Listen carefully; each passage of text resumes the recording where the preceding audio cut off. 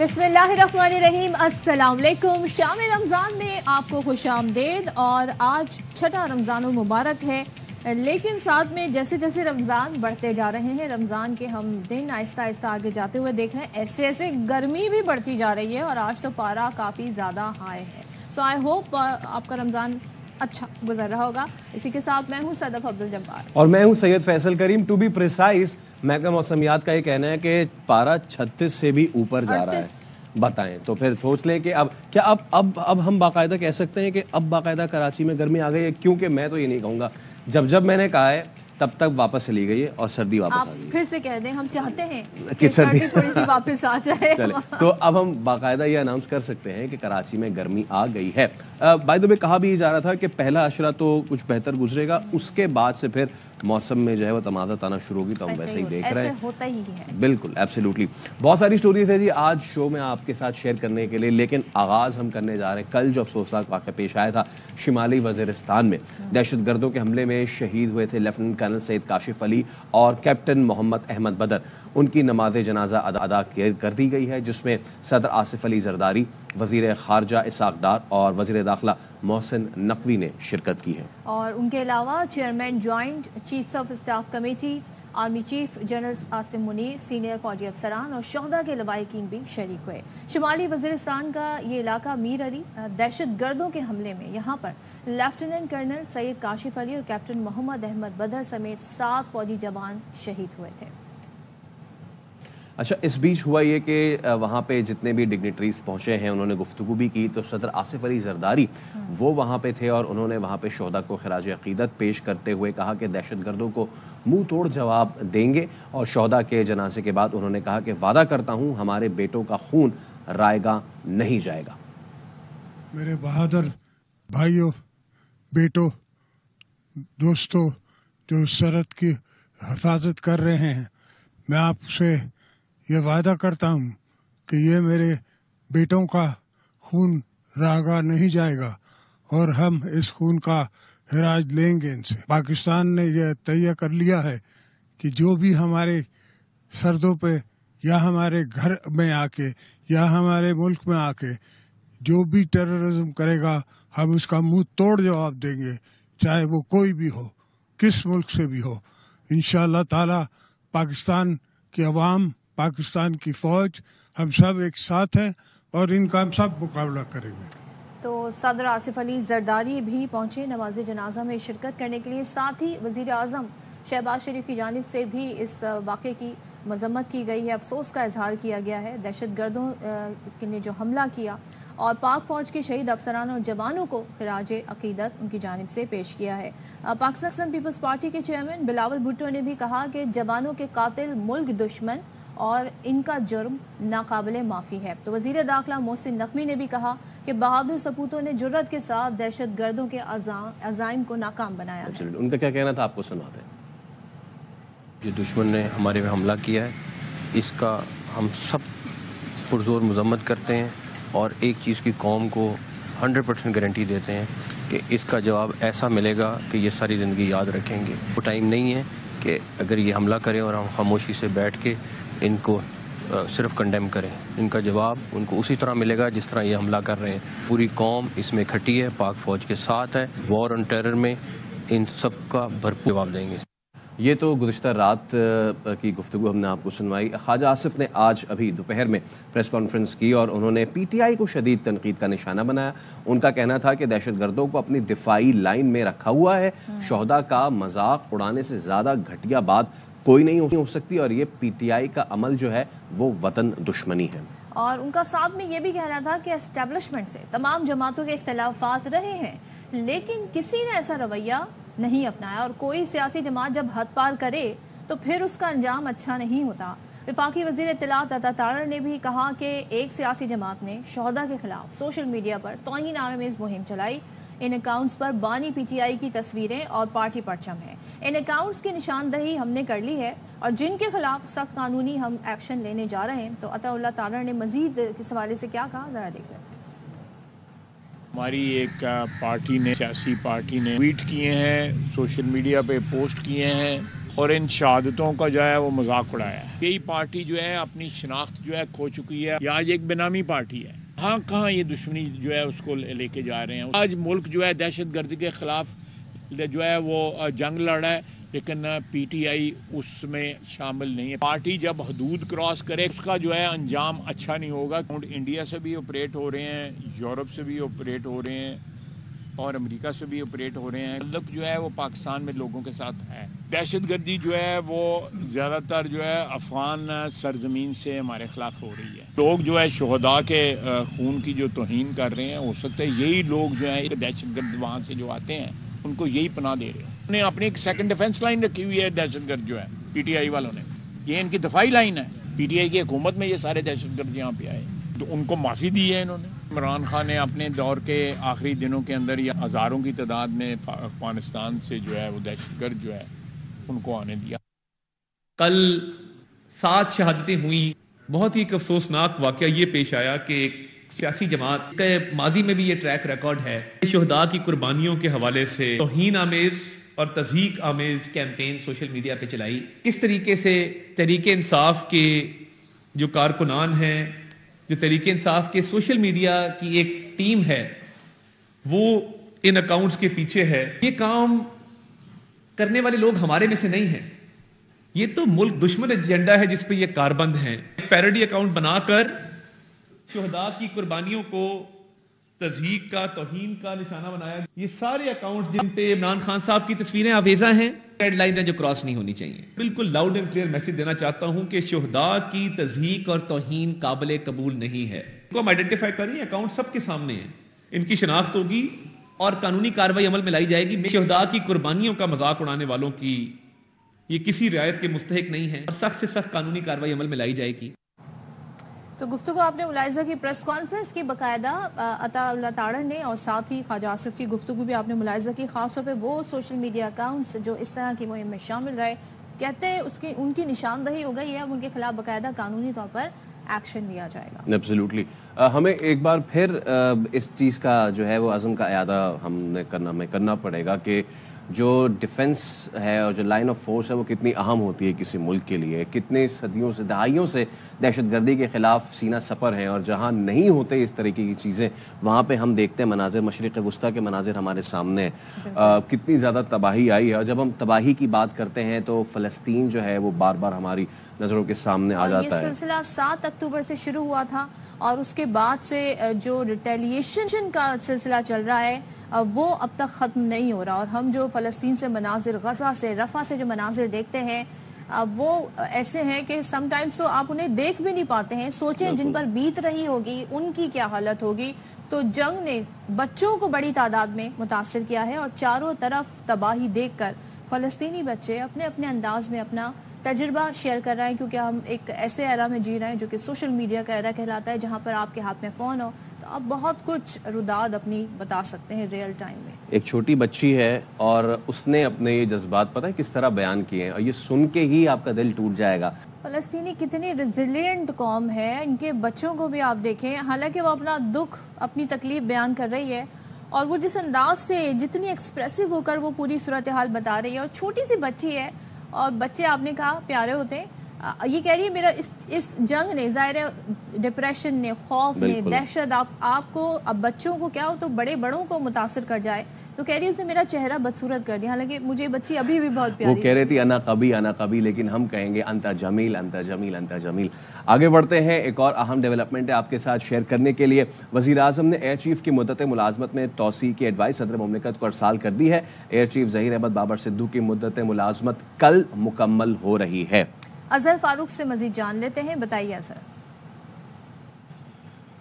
جی, پاک فضائیہ کے سربراہ کی مدت ملازمت کل ختم ہو رہی تھی, تاہم اس حوالے سے یہ فیصلہ ہوا کہ ان کی مدت ملازمت میں 1 سال کی توسیع کر دی جائے. وزیر اعظم شہباز شریف نے ان کی مدت ملازمت میں توسیع کی سمری صدر مملکت کو ارسال کر دی ہے, اور یہ ایڈوائس آج صدر مملکت کو ارسال کی گئی ہے. اس بات کا امکان ہے کہ کل صدر مملکت کی طرف سے اپروول آ جائے گی, تو آرمی ایئر چیف کی جو مدت ملازمت ہے اس میں 1 سال کی توسیع جو ہے وہ کر دی جائے گی.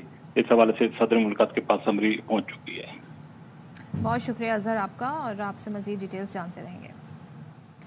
اچھا جی، اب ایک ایسے ایشو کی طرف آتے ہیں جو کہ بڑا ہی کنسرننگ ہے، اور ظاہر ہے بچوں کے مستقبل، تعلیم حاصل کر رہے ہیں بچے، اور وہ پاکستان کا بھی فیوچر ہے، اپنی فیملی کے لیے بھی فیوچر ہے. وہ مسئلہ ہے جی کراچی میں ہم دیکھ رہے ہیں انٹرمیڈیٹ کے ایگزام ہو، اس میں ہم اس قدر بد نظمی دیکھ رہے ہیں. ایک تو اتنی تعداد میں 60% سے بھی زائد بچہ فیل ہو جاتا ہے، اس کے بعد وہ بچے احتجاج کرتے ہیں، ری چیکنگ کے مراحل میں بھی بڑے مشکلات آتی ہیں. اب کراچی میں جی معاملہ یہ ہے کہ انٹرمیڈیٹ کامرس سال اول کے سالانہ امتحانات کے جو نتائج ہیں، تو اس کی جو فیکٹ فائنڈنگ کمیٹی بنی تھی، آپ کو ہم نے پہلے بھی بتایا تھا کہ بچے بڑی تعداد میں اس میں فیل ہوئے تھے، تو اس فیکٹ فائنڈنگ کمیٹی نے جو سفارش دی تھی اس پر گریس مارکس دینے سے کامیاب طلبہ کی شرح 34% سے بڑھ کر 42% ہو گئی ہے. اب سوال یہ ہے کہ آخر ایسی چیکنگ کیوں ہوئی کہ گریس مارکس دے کے اتنی تعداد بڑھ گئی بچوں کی؟ 2023 کے کامرس ریگولر گروپ کے نتائج میں کامیابی کی شرح انتہائی کم تھی، جس کے بعد یہ فیکٹ فائنڈنگ کمیٹی بنی تھی، اور اس پر سائنس فیکلٹی کی طرز پر 4 مضامین میں طلبہ کو گریس مارکس دیے گئے. اچھا، اب اسی حوالے سے ہم بات کریں گے اپنے نمائندے انور خان سے. انور، یہ گریس مارکس تو دے دیے گئے ہیں اور یہ معاملہ جو ہے انہوں نے اپنی پاسنگ جو پرسنٹیج جو بھی بڑھا دی ہے، گریس مارکس دینے کی ضرورت کیوں پیش آئی، یہ تو بتائیے. جی دیکھیں، صورتحال یہ تھی کہ اس کا تھوڑا سا احاطہ کرنا پڑے گا. اگر انٹر کامرس کے نتائج کے اگر گریس مارکس نہ دیے جاتے تو آگے چل کے ڈپلومہ ان کامرس کے اندر داخلہ کا مرحلہ انتہائی مشکل ہو جاتا. وہ طالب علم جو کہ پروفیشنل جامعات کے اندر داخلہ لیتے ہیں کامرس کے شعبے کے اندر، انہیں خاصی مشکلات کا سامنا رہتا. کہ جس طرح انٹر کے نتائج آنے کے بعد ایک فیکٹ اینڈ فائنڈنگ کمیٹی بنی. اس فیکٹ فائنڈنگ کمیٹی نے سائنس کی 4 مضامین کے اندر 15% اضافی نمبروں کی تجویز دی تھی، جو کہ منظور کیے گئے. اور اس کے ساتھ ساتھ NED یونیورسٹی نے پری انجینئرنگ کے حوالے سے اپنی جو کامیابی کا تناسب تھا، جو فارمولا تھا، اس کے ویٹیج کو کم کیا. تو لہٰذا فیکٹس اینڈ فائنڈنگ کمیٹی کی جانب سے نمبر بڑھنے اور NED کی جانب سے ویٹیج فارمولا کے نمبر کم کیے جانے کے بعد اب طالب علم اس بات سے اہل ہو جائیں گے کہ وہ پری انجینئرنگ یونیورسٹی کے اندر داخلہ لے سکیں. اور اگر بات کی جائے گی کامرس ریگولر کی، تو کامرس ریگولر کے اندر بھی یہ صورتحال سامنے 34% یہ نتیجہ بن رہا تھا کہ جس کے بعد جب 15% اضافی نمبر دیے گئے تو یہ نتیجہ بڑھ کے 45% ہوا. دلچسپ صورتحال یہ کہ پری انجینئرنگ کی بات ہو، جی کہیے گا، پری انجینئرنگ کی بات ہو، پری میڈیکل کی بات ہو، ذمہ داری یہ ہے کہ جنہوں نے کاپیوں کی جانچ پڑتال کے دوران غفلت کا مظاہرہ کیا تھا، کہ جو کہ ذمہ دار تھے، اب وہ عدالتوں سے یعنی اب ریلیف لینے کے بعد، عبوری ضمانت لینے کے بعد اس وقت ضمانت کے اوپر ہے، وہ ایک سب جوڈیس میٹر ہے، اس پر بات نہیں کی جا سکتی. تاہم اس بات کا تعین ہونا انتہائی ضروری ہے کہ وہ افراد کے جنہوں نے کاپیوں کی جانچ پڑتال کی تھی وہ کس حد تک اس بات کے ذمہ دار ہیں. ان کا تعین تاحال نہیں ہو سکا ہے. تو تعلیم کا یہ معیار مطلب سر پکڑ کے بیٹھ جائیں کہ وہ جنہوں نے چیک کرنے تھے وہ اب ضمانتوں پر ہیں، ابھی فیصلہ نہیں ہو رہا کہ غلطی ان کی تھی کہ نہیں تھی. جو بچے گریس مارکس لے کے، ایک زمانہ تھا پری انجینئرنگ پری میڈیکل کے لیے آپ کو بڑے زبردست اپنے مارکس دکھانے ہوتے تھے، اب ان کو ایڈمیشن مل رہا ہے. تو اتنا تعلیمی معیار گر رہا ہے، تسلسل کے ساتھ ہم مسائل دیکھ رہے ہیں. کراچی میں انٹر بورڈ ہو، میٹرک بورڈ ہو، کبھی وقت پہ کاپیاں اور بکس نہیں اویلیبل ہوتی، امتحانات ٹائم پہ نہیں ہوتے، نتائج ایسے فلاڈ آتے ہیں، فیکٹ فائنڈنگ کمیٹی بنتی ہے لیکن وہ سفارشات پیش کر دیتی ہے، ہوتا کچھ نہیں. تو یہ کیوں ہو رہا ہے انور؟ اب تک آپ کی اسیسمنٹ کیا ہے یہاں کے تعلیمی بورڈ میں اتنی گراوٹ کیوں آ رہی ہے مسلسل؟ دیکھیں، اگر بات کی جائے گی تو 15 سال کا ایک طویل ترین سفر ہے صوبہ سندھ کے اندر. 15 سال کے طویل ترین سفر کے اندر 3 مرتبہ جو ہے وہ رولنگ حکومت پارٹی کے اندر آئی، جو کہ اب بھی موجود ہے. عالمی صورتحال یہ کہ اب بھی صوبہ سندھ کے کسی بھی تعلیمی بورڈ کے اندر مستقل ناظم امتحانات، مستقل چیئرمین اور مستقل رجسٹرار جامعات کے حوالے سے اور مستقل ڈائریکٹر فائنانس کی تقرریاں تاحال نہیں ہو سکی ہیں. یہ وہ بنیادی طور پہ ذمہ داریاں ہیں جنہیں پورا نہیں کیا جا سکا. اس کی وجہ سے صوبہ سندھ اور کراچی کے تمام تعلیمی بورڈ کے اندر کم و بیش یہ صورتحال ہے. جب صورتحال عارضی بنیادوں کے اوپر ہوگی تو امتحانات کی تیاریاں، کاپیوں کی جانچ پڑتال، ان کے نتائج کا اجرا، داخلوں کا طریقہ کار اور تمام کی تمام چیزیں اسی طرح آگے بڑھیں گی. تو یہ وہ بنیادی چیزیں تھیں کہ جس کے اوپر محکمہ تعلیم کے ساتھ ساتھ صوبائی حکومت توجہ نہ دے سکی. اور دنیا کہاں جا رہی ہے؟ AI کا زمانہ ہے، IT کے کورسز ہو رہے ہیں، IT ہب بن رہے ہیں بہت سے ملک اپنے اسٹوڈنٹس کو، اور ہمارے ابھی تک ہم انٹر اور میٹرک کے معاملات نہیں طے کر پا رہے. وہ پاس ہو بھی رہے ہیں بچے یا نہیں ہو رہے ہیں، اور جن پہ ذمہ داری آ رہی ہے وہ کیا کر رہے ہیں؟ Grace marks. آپ سوچیں، گریس مارکس یہ قوم کا مستقبل ہے، اور ان قوم کا مستقبل جو ہے وہ گریس مارکس دے کے ان کو ڈگری پروگرام میں بھیجا جا رہا ہے. میں کسی کو کچھ کہنا نہیں چاہ رہی، ویسے ہی آن اے لائٹر سائڈ، لیکن مجھے اس سے خطرہ بھی محسوس ہوتا ہے. مستقبل کے ڈاکٹر کیسے ہوں گے جو اب मुस्तकबिल के डॉक्टर कैसे होंगे, क्या आप उन पर रिलाय कर सकेंगे, नहीं कर सकेंगे? अगर इस तरह से आप ग्रेस मार्क्स देंगे और पता नहीं चलेगा जी स्टूडेंट की गलती थी या टीचर की गलती थी। एब्सोल्युटली। तो खैर हम तो इस पे अपनी आवाज़ बुलंद करते ही रहेंगे। अल्लाह करे कि इस पे जो हुक्काम बाला है वो नज़रसानी करें। अगर तो निज़ाम तालीम में कोई मसला है तो उसकी रद्दोबदल की ज़रूरत है, उसकी तब्दीली की ज़रूरत है, तालीम की अशद ज़रूरत है, शऊर की ज़रूरत है। बहुत ज़्यादा आगे बढ़ते हैं और आज जो हम टॉपिक अब करेंगे, वैसे मैं बहुत एक्साइटेड होकर आता था इस टॉपिक पे, बहुत दिल टूटा है मेरा। मैं करें आप करें बस, मैं चुप क्यों आपका दिल क्यों टूटा है? आप किस टीम को सपोर्ट कर रहे थे? ओहो, बाबर की टीम पेशावर ज़ल्मी को फैसल सपोर्ट कर रहे थे। मतलब कि इस सीजन में पता क्या हुआ है, जिससे बंदा लगाए जिस टीम से दिल, वो आपका दिल ऐसा तोड़ती है कोयटा ग्लैडिएटर। ठीक है, कोयटा ग्लैडिएटर ने तोड़ दिया। कराची किंग्स को भूल गए आप? मैं तो उस पे आ रहा था, लेकिन चले पहला दिल वहां टूटा कराची, और कराची के बाद दूसरा दिल कोयटा ने तोड़ा। कल पूरा जो था वो जो डिपेंडेंसी पेशावर ज़ल्मी में थी, और अच्छा भी खेल गए ना। मसला ये है कि एक तो कोयटा की तरह हारते तो कहते हैं चलो बेचारी लागर होके हार गया, बंदा उस पे रोए तो क्या रोए, लेकिन ऐसा हारना कि आप विनिंग पोजीशन पे आ गए, तो यही तो मजा होता है। देखिए खेल के हारे हैं ना, ये भी जीत होती है। कहते हैं ना कभी कभी हारने वाले को क्या कहते हैं, मुझे डायलॉग ना बाजीगर, ना सौदागर, ना जादूगर, कुछ नहीं कहते। तो बस जो हुआ ना कल, उसके बाद मैं बहुत डिसअपॉइंटेड हुआ। मेरा फॉर्मूला अच्छा है फैसल, मैं जो जीते उस टीम से दिल लगाती हूँ जो जीतने की पोजीशन में होती है। चले, ये बहुत अच्छी बात है। मैं कोशिश करूंगा कि मैं भी इन हुदूद पे अपने आप को इस्तवार कर सकूं। लेकिन हुआ ये जी कि कल था एलिमिनेटर 2 और उसके लिए Peshawar Zalmi was against Islamabad United. Peshawar Zalmi का बहुत अच्छा आगाज था। अच्छी बात है, साइम अयूब ने जो आते ही जो ये देखें आप, वो बंदा बगैर देखे मारता है, यूं सर झुकाया और छक्का। तो नो लुक जो शॉट है ना, और जो खास तौर पे पाकिस्तान के प्रीमियर बॉलर नसीम शाह को जिस तरह उन्होंने कल छक्के मारे, फिर न्यू कमर बॉलर उनको उन्होंने छक्के मारे, तो बहुत अच्छा स्टार्ट दिया। लेकिन फिर हुआ ये कि बाबर भी उनका अच्छा साथ दे रहे थे। बाबर जैसे ही आउट हुए उसके बाद भी 10 ओवर तक बहुत अच्छा था, लेकिन 200 तक जाना चाहिए था स्कोर, 200 तक नहीं जा सका। साइम अयूब ने बड़े ज़बरदस्त रन्स बनाए, और ये बाबर का जो आउट था ना, बस ये टर्निंग, मेरे लिए यही टर्निंग मोमेंट। लेकिन फिर भी अच्छे खासे रन्स बनाए, मतलब कि इतना बड़ा टारगेट खड़ा कर दिया। और दूसरी तरफ जब इस्लामाबाद आई तो इस्लामाबाद के तो हाल ही बुरा हो गया था ना। मतलब कि शुरू में 3 खिलाड़ी आउट, फिर चौथा भी साथ छोड़ गया। 90 पे 5 आउट जब हुए, और जब आजम खान बोल्ड हुए थे, उसके बाद I was like pretty happy कि यस, बाबर की टीम अब जीतने वाली है और अब कुछ नहीं हो सकता। लेकिन फिर जी इमाद वसीम ने और हैदर अली ने, आप सोचे हैदर अली, वो हैदर अली जो पेशावर का हिस्सा थे कभी, उन्होंने आगे पेशावर को ही मतलब बाहर कर दिया टूर्नामेंट से। तो इमाद और हैदर अली ने जी क्या उनका कॉम्बिनेशन बना, और फिर मैच का पासा यहाँ से पलट गया। तो अब ये है कि अब फाइनल होना है, 18 मार्च को होना है। मुल्तान सुल्तान और इस्लामाबाद यूनाइटेड टकराएंगे। और वैसे शुरू से ही मुल्तान सुल्तान सबकी फेवरेट रही है, तो देखते हैं अब जी इन दोनों टीमों के दरमियान कैसा जोर का जोड़ पड़ेगा। तो शायद आशमी साहब हमारे साथ हैं, ज़रा उनसे कल के मैच पे पूछ लेते हैं कि उनकी फेवरेट टीम कौन थी, और से फैसल का दिल दुखा है तो कहीं शाहिद साहब का दिल भी तो ऐसे नहीं दुखा।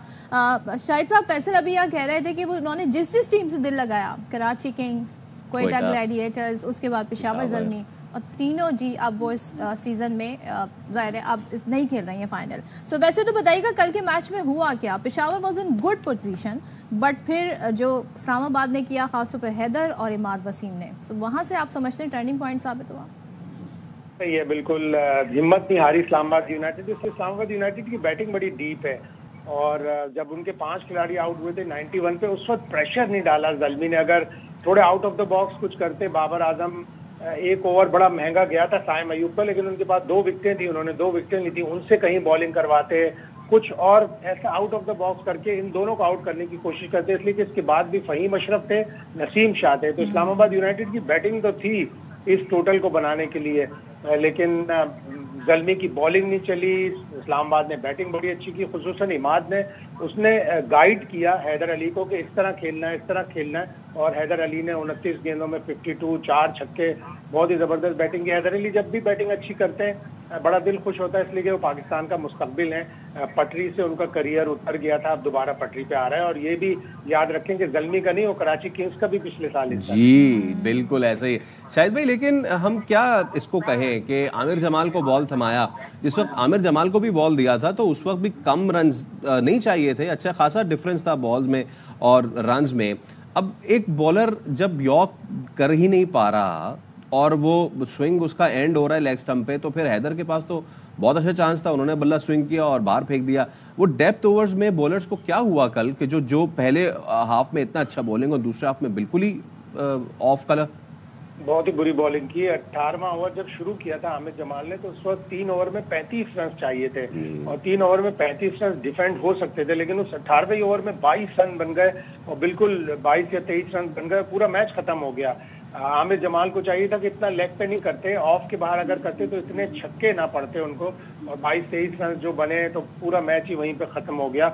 پشاور زلمی کے بولرز نے اتنی اچھی بالنگ نہیں کی. ان کے اسپنر جو مین اسپنر تھے جو وکٹیں لے کے آ رہے تھے, عارف یعقوب, وہ 2 میچوں میں انجری کے بعد واپس آئے تھے, انہوں نے بھی 2 اوور میں 19 رن دیے, وہ بھی اچھی بالنگ نہیں کر سکے. تو زلمی کو بالنگ نے جو ہے یہ میچ ہروا دیا. اچھا شاہد صاحب, کل فائنل ہے, سب کی نظریں ہیں جی فائنل پہ, پتہ چل گیا ہے کون سی ٹیمیں کھیل رہی ہیں, اسلام آباد اور ملتان. پہلے تو بتا دیں آپ کی فیوریٹ کون سی ہے, لیکن اس کے علاوہ دل کی خواہش کے علاوہ کس ٹیم کا پلڑا بھاری لگ رہا ہے؟ دیکھیں دونوں ٹیمیں اچھی ہیں, دونوں ٹیموں کے پاس بڑے اچھے پلیئر ہیں. ملتان سلطان تو چوتھی بار فائنل کھیل رہی ہے اور رضوان جس طرح کپتانی کر رہے ہیں, لیکن کل شاداب نے بھی اچھی کپتانی کی اور شاداب کی ٹیم کے پاس اب مومنٹم ہے. وہ آخری 4 میچ بڑے اچھی طریقے سے جیتے ہیں اور ان کی بیٹنگ بڑی ڈیپ ہے. تو میری فیوریٹ تو اسلام آباد یونائٹیڈ ہے. اوکے, نہیں کل کے بعد تو اب میری فیوریٹ ملتان سلطان ہے. اب جو ہے نا میں وہ ہو گیا ہوں کہ نہیں انہوں نے کیسے ہرایا. آپ کا پھر دل ٹوٹنے والا ہے. دیکھیں شاہد بھائی آپ سینئر ہیں, آپ نے کہہ دیا, لیکن میں چاہوں گا اس بار T20 تو وہی ٹیم جیتی ہے جو اچھا کھیلتی ہے. پریڈکشن بہت مشکل ہوتی ہے. اچھا شاہد بھائی, اس سے ہٹ کے میں ایک چیز آپ سے پوچھنا چاہوں گا. ایک نیا رول جو ہے وہ متعارف کرایا گیا ہے آئی سی سی نے کہ T20 اور ون ڈے میچز میں اسٹاپ کلاک, یہ نیا قانون, یہ کیا ہے قانون, اگر آپ ہمیں بتا سکیں اس سے کیا میچ میں کیا دلچسپی آئے گی, کیا ہوگا؟ ہاں, یہ پچھلے سال امپلیمنٹ ہوا تھا ٹرائل بیسس پر, اسے پرماننٹ کر دیا. ہر اوور کے بعد کلاک اسٹارٹ ہو جائے گی اور اگلا اوور آپ نے ود ان اے منٹ کرنا ہے. اگر آپ ود ان اے منٹ نہیں کریں گے تو آپ کو 2 وارننگ ملیں گی. تیسری دفعہ جب اگر آپ نے with in a minute over شروع نہیں کیا تو آپ سامنے والی ٹیم کو 5 پینلٹی رنز مل جائیں گے. اور آئی سی سی کہہ رہا ہے کہ جب سے ہم نے ٹرائل کیا ہے ہر ون ڈے انٹرنیشنل میں 20 منٹ بچ رہے ہیں, تو اچھا رول ہے. اوکے, لیکن اب جو تھوڑا سا ٹائم لینا چاہتے ہیں ان کو بڑا مسئلہ ہوگا. یہ ایک انڈیو ایڈوانٹیج جو لیتی تھی بولنگ سائڈ, تھوڑا گیم سلو کرنے کے چکر میں غالباً اسی لیے کیا گیا شاید بھائی. جلدی اپنی ڈیسیشن لینے چاہیے. کھڑے ہو کے لوگ بڑے مشورے کرتے ہیں اور پاکستان کی ٹیم تو اس بارے میں بہت مشہور ہے. صحیح بات ہے, اور باتیں شاتیں ہوتی ہیں, تھوڑے دل کی بھڑاس بھی نکالنی ہوتی ہے میچ میں. تو چلیں دیکھتے ہیں جی, اب ایک 60 سیکنڈز میں کریں گے یہ کام. تھینک یو سو مچ شاہد صاحب. کرکٹ میں بڑے رولز آ گئے ہیں, بہت ہی زیادہ, اور آنے چاہیے کیونکہ کرکٹ خاص طور پہ one day is getting boring and boring, اس لیے مزید ایسے انٹرسٹنگ رولز آنے چاہیے. اصل مسئلہ یہ ہمارا جو ہم جس ایرا میں جی رہے ہیں, ڈیجیٹل ایرا میں, ہمارا ٹائم سپینڈ جو ہے نا وہ بہت شارٹ ہو گیا. ایبسلیوٹلی, تو آپ دیکھ لینا جب وہاں سے T20 آ گئی, T10 بھی آ گئی ہے. خیر, اچھا ایک اور بڑی انٹرسٹنگ سی بات ہوئی, آپ کا روزہ کیسا گزر رہا ہے؟ اچھا گزر رہا ہے الحمدللہ. ایلیکس ہارٹلی کا بھی روزہ بہت اچھا گزرا ہے. پتہ آپ کو ایلیکس ہارٹلی جو کہ ملتان سلطانز کی اسپن بولنگ کوچ ہیں, انہوں نے یہ بتایا کہ انہوں نے باقاعدہ روزہ رکھا, اور وہ انہوں نے اس لیے رکھا تاکہ جو باقی جو ان کی ٹیم ہے, جو لڑکے ہیں, وہ جو روزہ رکھتے ہیں اس کے بعد وہ فیل کیسا کرتے ہیں, اس حساب سے وہ جاننا چاہتی تھی روزہ رکھ کے لگتا کیسا, اور پھر اس کے بعد کھیلنا کتنا زیادہ ڈیفیکلٹ ہوتا ہے یا ایزی ہوتا ہے. تو سنتے ہیں ایلیکس کے کیا کہنا تھا. انہوں نے ڈسپلن کی بات کی جو مجھے بڑی اچھی لگی کہ روزہ آپ کو ڈسپلن سکھاتا ہے, لیکن انہوں نے چنے کی بھی بات کی, انہوں نے سیلیڈ کی اور کھجور کی بھی بات کی. جی بالکل, تو اسی بات پہ ہم بریک لے رہے ہیں, اسٹے ود اس. آپ دیکھ رہے ہیں شام رمضان, اور اس سے پہلے کہ ہم اپنی اسٹوریز کی جانب بڑھیں, ایک ڈیولپمنٹ ہے وہ آپ کے ساتھ شیئر کرنی ہے. الیکشن کمیشن بلوچستان نے سینٹ انتخابات کے امیدواروں کی ابتدائی فہرست جاری کر دی ہے. فہرست کے مطابق بلوچستان سے سینٹ کی 7 جنرل نشستوں پر 17 امیدوار مد مقابل ہیں. خواتین کی نشستوں پر 8 اور ٹیکنوکریٹ کی نشستوں پر 13 امیدوار مد مقابل ہیں. منظور احمد سے مزید جان لیتے ہیں, بتائیے منظور. جی, آج جو ابتدائی فہرست ہے وہ جاری کرنے کا دن ہے. اس حوالے سے صوبائی الیکشن کمیشنر اور جو ریٹرننگ آفیسر ہیں انہوں نے امیدواروں کی فہرست جاری کر دی ہے, جس کے مطابق بلوچستان سے سینٹ کی 7 جنرل, 2 خواتین اور 2 ٹیکنوکریٹ کی نشستوں کے لیے مجموعی طور پہ 38 امیدواروں نے اپنے کاغذ نامزدگی جمع کرائے ہیں. اس میں جنرل نشستوں پر 17 امیدوار، جبکہ خواتین اور ٹیکنوکریٹ کی 2 نشستوں پر بالترتیب 8 اور 13 امیدوار جو ہیں وہ مد مقابل ہیں۔ اسی طرح شہرول کے مطابق کاغذات نامزدگی کی جانچ پڑتال 19 مارچ کو کی جائے گی۔ 21 مارچ تک کاغذات نامزدگی منظور یا مسترد ہونے کے خلاف اپیلیں دائر کی جا سکیں گی۔ اپیلیٹ ٹربیونل 25 مارچ تک اپیلوں پر فیصلے کریں گے۔ امیدواروں کی نظر ثانی شدہ فہرست 26 مارچ کو جاری کی جائے گی۔ تھینک یو سو مچ۔ اچھا جی، خبر تو آپ نے ملاحظہ کر لی کہ جو امیدوار ہیں سینٹ کے ان کے ناموں کی فہرست جو ہے وہ دے دیے گئے۔ نام تو ناموں سے مجھے یاد آیا کہ نام بھی بڑے نرالے ہوتے ہیں۔ ایک وہ نام ہوتا ہے جو اس وقت بڑے اس میں لڑائی جھگڑے بھی ہو جاتے ہیں جب کہ خالہ نام رکھے گی کہ ددیال رکھیں گے کہ ننیال رکھیں گے بچے کا نام، خیر فائنلی اس کا نام رکھ دیا جاتا ہے۔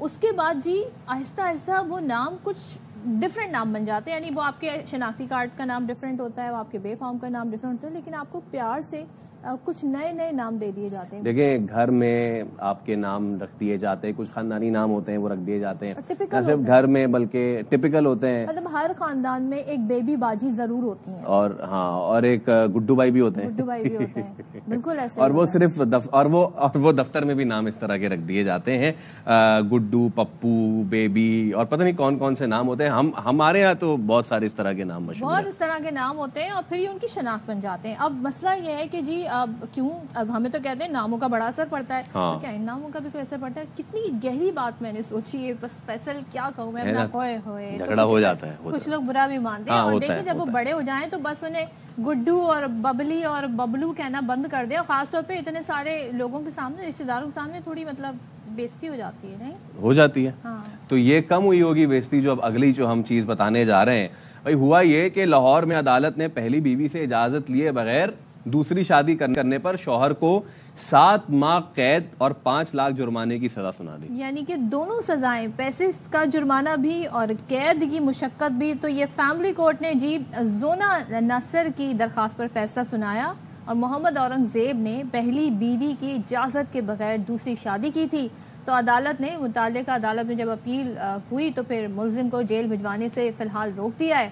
عدالت نے کہا اگر متعلقہ عدالت سے رجوع کر لیا جائے تو حکم امتناع نہیں ملتا تو پھر جیل بھیج دیا جائے، یعنی پہلے حکم امتناع کی کوشش کی جائے گی۔ تو اب دوسری شادی کے لیے جی یہ طے ہو گیا ہے کہ آپ نے، اگر مرد حضرات انٹرسٹڈ ہیں دوسری شادی کرنے میں، تو ان کو اپنی پہلی بیگم سے اجازت لینا ضروری ہوگی، ورنہ اس خطرے کا سامنا کرنا پڑ سکتا۔ تو آئی ڈونٹ نو مرد حضرات اس خبر کو کیسے ریسیو کریں گے؟ نہیں، وہ جیسی ہے ویسے ہی ریسیو کریں گے، جیسی انہوں نے پہلی سے اجازت لے لی تھی اب وہ دوسری کی بھی اجازت لے لیں گے۔ پتہ چل گیا نا کہ اب کرنا کیا ہے، جب پتہ چل جائے گا تو پھر وہ کر لیں گے۔ ٹھیک ہے جی، اب آگے بڑھتے ہیں۔ ویسے کریں گے ضرور، مگر کرنی چاہیے، کرنے شادی میں تو کوئی برائی نہیں ہے ویسے، بائی دا وے ہے۔ اور اس پہ جو کامنٹ ہوا تھا وہ ہم آپ کو بتا نہیں سکتے پیچھے، اس پہ ہم بعد میں کبھی بات کریں گے۔ لیکن اب دیکھیں جی، ڈیجیٹل زمانہ ہے، ڈیجیٹل دور ہے، اور کوئی بھی آتا ہے اور وائرل ہو جاتا ہے تو لوگوں میں بڑی پذیرائی ہو جاتی ہے، لیکن کچھ ایسا کانٹینٹ ہوتا ہے جو دل کو چھو جاتا ہے، اتنا معصوم اور اتنا بھولا اور اتنا ٹرو، اتنا ریئل ان نیچر۔ آپ اب سمجھ گئے ہوں گے کہ ہم کس کی بات کر رہے ہیں، اور اب تو ان کے ملینز میں فالوورز ہو گئے ہیں، ان کی شہرت اتنی بڑھ گئی ہے ماشاءاللہ سے کہ خبریں یہ آ رہی ہیں کہ ان دونوں ننے ویلاگر جو ہیں ان کو گوگل اور یوٹیوب نے بھی اب بلا لیا ہے، دل جیت لیا بھائی انہوں نے گوگل اور یوٹیوب کا، اور خاص طور پہ جی سیمینار کے لیے انہیں امریکہ میں مدعو کر لیا۔ اور کوئی بلائے نہ بلائے، ہم نے تو بلا ہی لیا ہے، کیونکہ آپ روزانہ ان کو ہماری رمضان ٹرانسمیشن میں دیکھتے ہیں، اور وہاں بھی یہ بڑے شگوفے چھوڑ رہے ہیں۔ بائی دا وے ان کی ایک لیٹسٹ ویڈیو آئی جس میں نا وہ جب یہ اسکردو سے روانہ ہو رہے تھے جہاز میں، تو وہاں پہ جو پائلٹس تھے نا وہ سارے کھڑے ہوئے تھے، وہ پائلٹس بھی ان سے بڑے ہنسی مذاق سے بات کر رہے تھے کہ ہم تو آپ کا انتظار کر رہے تھے۔ تو انہوں نے کہا کہ ناظرین یہ میں ہوں اور یہ سارے جہاز کے ڈرائیور کھڑے ہوئے وہ پائلٹ بیچارے اس دن کے لیے بنے تھے کہ ان کو جہاز کا ڈرائیور کہا جائے۔ بٹ یہ معصومیت ہوتی ہے یہ بچوں کی، اور یہی پیارا پن ہوتا ہے جس سے ہم سب محظوظ ہوتے ہیں، اور دونوں ماشاءاللہ زبردست کام کر رہے ہیں، اور اس چیز کا کریڈٹ ان کے والد کو بھی جاتا ہے۔ اچھا دونوں بہت اچھے بچے بھی ہیں، بہت اچھے بچے۔ بھائی اب اس موقع پہ تو ہم یہی ریکویسٹ کریں گے کہ اب کیونکہ یہ آ ہی رہے تو ان کو کسی دن اسٹوڈیو میں بھی بلائیں، ہم سے بھی بات وغیرہ کروائیں، انشاءاللہ ہم آپ سے وعدہ کرتے ہیں ان کو بلائیں گے۔ ابھی ہم بریک لے رہے ہیں، اس کے بعد حاضر ہوں گے، پلیز اسٹے ود اس۔ تو شام رمضان میں ایک بار پھر آپ کو خوش آمدید کہتے ہیں، اور جیسے جیسے ہم سیگمنٹس کی طرف آگے بڑھتے ہیں، بیچ میں کچھ سٹوریز آ رہی ہوتی ہیں، کچھ اپڈیٹس ہوتی ہیں جو آپ کے ساتھ ہم شیئر بھی کرتے ہیں۔ تو ایسے ہی خبر ہے پاکستان تحریک انصاف نے شمالی وزیرستان میں سیکیورٹی چیک پوسٹ پر دہشت گرد حملے کی مذمت کی ہے اور پاک فوج کے ساتھ بہادر سپوتوں کی شہادت پر دکھ اور افسوس کا اظہار کیا ہے. ترجمان پی ٹی آئی نے جاری بیان میں دہشت گردوں کا مقابلہ کرنے پر فورسز کے بہادر جوانوں کو خراج تحسین پیش کیا ہے. سیکیورٹی فورسز کے بہادر سپوتوں نے دہشت گردوں کے ناپاک عزائم کو خاک میں ملایا ہے. خواتین و حضرات، پاکستان اور معیشت جھولی دامن کا ساتھ اور معیشت کو بہتر کرنا ہی اب موجودہ حکومت کی اولین ترجیح ہے. ایسے میں ہم دیکھ رہے ہیں کہ پاکستان اور IMF کے درمیان آئندہ ہفتے سٹاف لیول معاہدے کا امکان ظاہر کیا جا رہا ہے. اب اس کے نتیجے میں $3 ارب سٹینڈ بائی ارینجمنٹ کے تحت پاکستان کو $1 ارب 10 کروڑ کی آخری قسط مل جائے گی. لیکن اس کے لیے پھر کرنا کیا پڑے گا؟ اس کے لیے ظاہر ہے ان کی شرائط ماننی پڑے گی. ان کی ڈیمانڈ کا سلسلہ شروع ہو گیا ہے. اب کہتے ہیں جی جو پلاٹس کی خرید و فروخت پر جو نان فائلرز کے لیے جو ٹیکس ہے وہ بڑھایا جائے. ظاہر ہے ایک تو انہیں نام بھی اتنا اچھا دیا ہوا ہے نان فائلرز، ان کو دینا چاہیے نام ٹیکس ایویڈرز کا. بہرحال ہاؤسنگ سوسائٹیز کی رجسٹریشن کی جائے، جو کہ کہا تھا سارا سسٹم جی ڈیجیٹلائز کیا جائے. پھر ریئل اسٹیٹ سیکٹر جس کو ٹیکس نیٹ پہ لانے کی بات کی گئی، پھر یہ بھی کہا گیا کہ جی ان کی جو دستاویزی لایا جائے، جو لین دین ہے جو کیش میں ہوتا ہے اس کو خاص طور پہ جی بینکنگ چینل سے استعمال کرنے کی تجویز، اور جو پراپرٹی ایجنٹس ہیں ان کا ڈیٹا پلاٹس کی خرید و فروخت کو باقاعدہ FBR میں رجسٹر کیا جائے. اچھا، ایسے میں جو وفاقی وزیر خزانہ ہیں محمد اورنگزیب، انہوں نے ایک بہت ہی کیٹیگوریکل لائن کی ہے. انہوں نے کہا ہے حکومت کا کام بزنس کرنا نہیں ہے، پالیسی بنانا ہے، نجی شعبے کو آگے لانا ہوگا. اس کے ساتھ ساتھ PIA کی پرائیویٹائزیشن جو ہے وہ بھی کافی زبان زد عام و خاص ہے. تو اس سب پہ ہم بات کرتے ہیں. ماہر معاشیات خاقان نجیب صاحب ہمارے ساتھ موجود ہیں. ویلکم کرتے ہیں خاقان صاحب. آپ کو کیسے ہیں؟ خیریت سے ہیں؟ ٹھیک ٹھاک ہیں؟ سب سے پہلے یہ بتائیے کہ جو آئندہ ہفتے سٹاف لیول معاہدے کا جو امکان ہے خاقان صاحب، کس حد تک یہ ہونے کے بعد صورتحال میں بہتری آتی دیکھ رہے ہیں آپ؟ بسم اللہ الرحمن الرحیم. دیکھیے کہ ایسا سوبرنگ مومنٹ ہے پاکستان کے لیے کہ ہم IMF کی 23ویں فیسلٹی جو ہے اس میں ہیں اور 24ویں کی تیاری کر رہی ہیں. 76 سال میں، یعنی کہ ہم ICU کے ڈاکٹر کے پاس 24th ٹائم جا رہے ہیں. تو پہلے تو ہمیں سب کو سوچنا پڑے گا کہ آخر ہم نے کیا ہے کہ ہمیں یہ کرنا پڑ رہا ہے. دوسری بات یہ ہے کہ IMF میں رہنے سے یہ بات درست ہے کہ اس وقت جو ہماری گراس ایکسٹرنل فائنینسنگ نیڈز اس سال کی $25 ارب اور لگ بھگ یہی رقوم اگلے 3 سال جو چاہیے ہیں وہ ہمیں آسانی سے یا IMF کی امبریلا کے انڈر مل جائیں گی.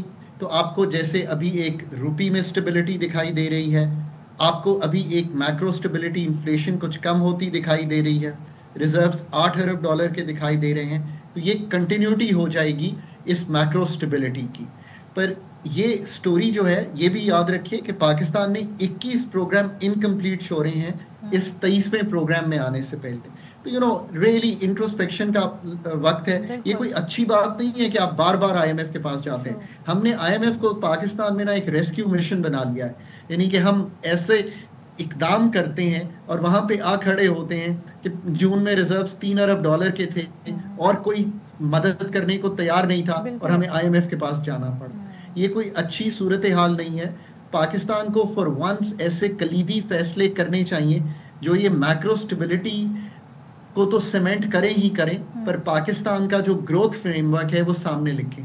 اب بھی میں جب دیکھتا ہوں کہ IMF پہ اتنی ریلائنس کی جا رہی ہے، IMF آپ کے ان مسائل کو حل نہیں کرتا. یہ بھی یاد رکھیے کہ وہ تو آپ کو ایک سپیس دیتا ہے کہ چلیں ہم کہیں سے ڈالر لے کر آپ کی جو خسارے ہیں فسکل اس کو جیسے ٹیکس ریٹ کا ذکر کر رہی تھی اس کو بڑھا کر اور پاکستان کی بجلی کے نرخ بڑھا کر ہم ایک سٹیبلٹی دے دیتے ہیں. IMF فوری طور پہ یہ جو کرنٹ اکاؤنٹ ہے اس کو سنبھال لیتا ہے، امپورٹس کم ہو جاتی ہیں، روپیہ مہنگا ہو جاتا ہے. یہ چیزیں تو ضرور ہوتی ہیں. انڈر لائن جو چیزیں ہیں کہ کیا ٹیکس بیس بڑھی؟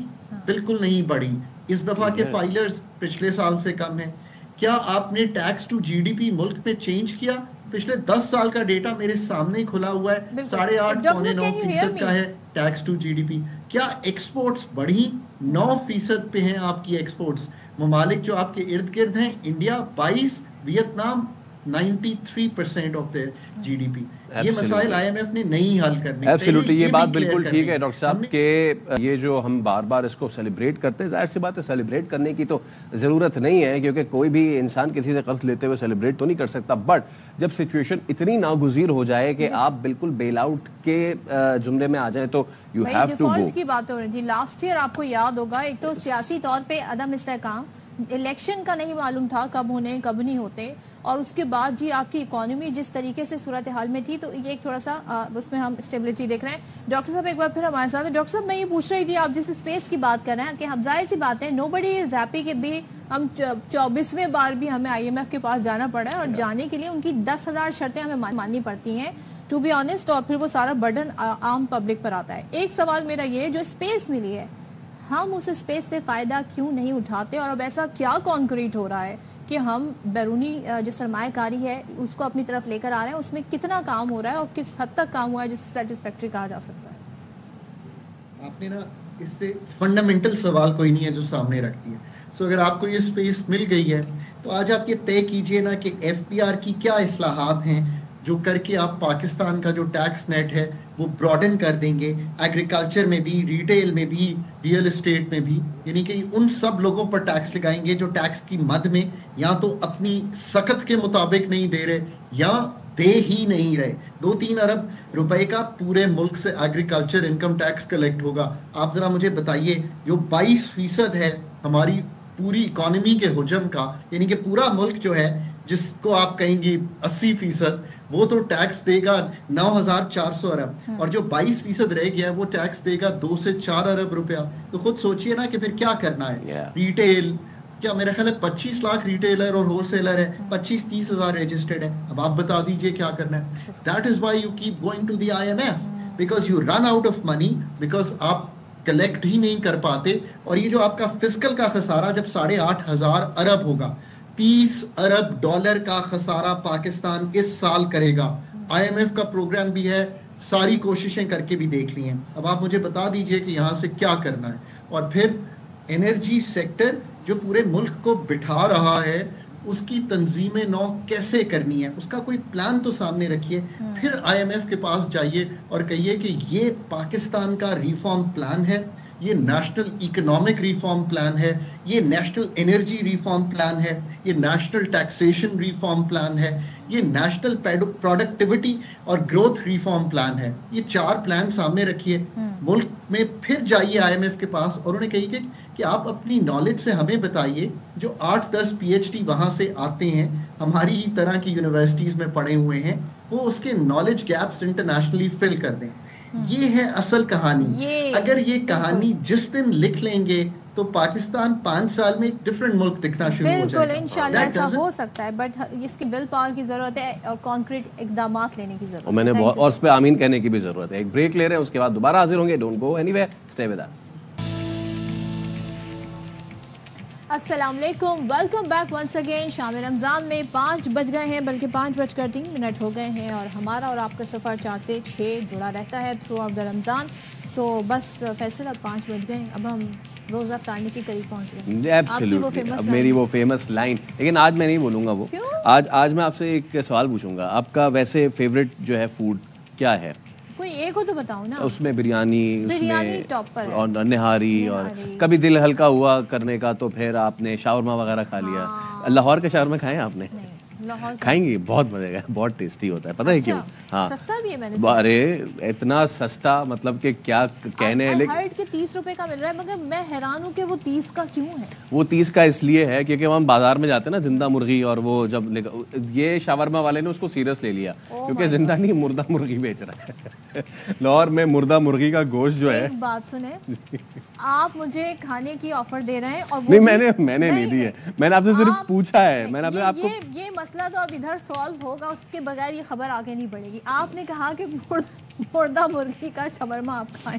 میں نے یہ نہیں کہا کہ آپ مردہ, میں نے کہا, میں تو صرف دیکھیں نہیں میری کوئی دشمنی نہیں, لیکن میں دشمنی میری آپ کی نہیں ہے, دشمنی ان بھائی صاحب کی ہے جو لوگوں کو یہ مردہ مرغی کا شاورما کھلا رہے ہیں. 30 रुपए का जो ये मुर्दा मुर्गी का गोश्त मिलता है, और वो जी, और वो इंकशाफ हुआ है बाय द वे। ये मेंबर जुडिशल कमीशन ने लाहौर हाई कोर्ट में बयान दिया और कहा कि लाहौर की टोलिंटन मार्केट में सुबह सवेरे मुर्दा मुर्गी के ट्रक आते हैं, मतलब कि ये नहीं कि कुछ चोरी छुपे काम हो रहा है, और रमजान के ट्रक आ रहे हैं, सोचे। और उसके बाद महकमा हेल्थ और फूड अथॉरिटी ने छापे मारे और इस हवाले से अदालत ने जुडिशल कमीशन के स्टाफ के साथ एक रेस्टोरेंट मालिक की बदतमीजी के वाक़े का भी नोटिस ले लिया है। अच्छा, ये तो भाई मुझे बात बड़ी हैरान कुन लगी। एक तो रमज़ान का महीना, थोड़ा आप खौफ खुदा रखें, दूसरा मुर्दा मुर्गियों के ट्रक भर कर आ रहे हैं और उसके शबर में आप लोगों को खिला रहे हैं, और बस आपने 30 रुपए का कर दिया है, तो ये तो बड़ा आपने एहसान मारा है ना। और क्या मैं इस पर कहूँ मुझे, और लेकिन एक चीज़ है, पंजाब में जो फूड अथॉरिटी है वो बड़ी एक्टिव है, वहाँ पे ऐसी चीज़ें पॉइंट आउट हो जाती हैं। कराची शहर में कुछ नहीं पता फैसल, लोग क्या खा रहे हैं। दिल के बहलाने को गालिब ये ख्याल ही अच्छा है, क्योंकि लाहौर जिन्हें लाहौर नहीं वेख्या वो जमया ही नहीं। ओ भाई, मैंने नहीं जमना है ऐसा, मैंने मुर्दा मुर्गी और उससे पहले क्या जी वो खोता बिरयानी भी चल रही थी। मतलब कि क्या चल रहा है। वो कहा जाता है कि अभी मैं बीच में व्लॉगर भी देख रहा था, उसने कहा था लाहौर का खाना बहुत जबरदस्त है, उसको बेचारे को ये ना खिला दिया, लेकिन भाई बहुत अच्छा टेस्ट लेके गया। मेरा फिर भी वही पॉइंट है, लाहौर के खाने बड़े अच्छे होते हैं, लेकिन वहाँ की जो फूड अथॉरिटी है वो एक्टिव है। यहाँ की फूड अथॉरिटी कभी ऐसे मुद्दे क्यों नहीं लेकर आती है? होता ही नहीं होगा ना, होता ही नहीं होगा। रहने दें। जिस तरीके से यहाँ पे जी अब जो भी इतना सस्ता आइटम है ना, एक तो खैर सस्ता खाना अवेलेबल है, ये नेमत है, लेकिन भाई मैं पहले उसको चेक करवाऊंगी कि आखिर इसके पीछे कहानी क्या है, हमें इतना सस्ता क्यों जो है वो खाना बना। एब्सोल्युटली, इस पे हम बात करने की भी कोशिश करेंगे। हमारे साथ मौजूद हैं हमारे गेस्ट मोहम्मद आसिम जावेद साहब, DG Punjab food authority. Asim साहब, बहुत शुक्रिया आप हमसे गुफ्तगू कर रहे हैं। बताइएगा ये सारा मामला क्या है, कब इंकशाफ हुआ और आप लोगों की जानिब से अब तक क्या कार्रवाई की गई है, कितने रेस्टोरेंट्स में ये सप्लाई हो रहा था? ये पिछले 2 दिन के अंदर हमने जो कार्रवाई की है, कल की तारीख में भी हमने टोलिंटन मार्केट, बड़ी मशहूर मार्केट है, उसमें जो है ना विजिट किया। 2 मन के करीब वहाँ पे एक्सपायर्ड गोश्त जो है वो हमने पकड़ा और उसको जुर्माने भी वहाँ पे किए।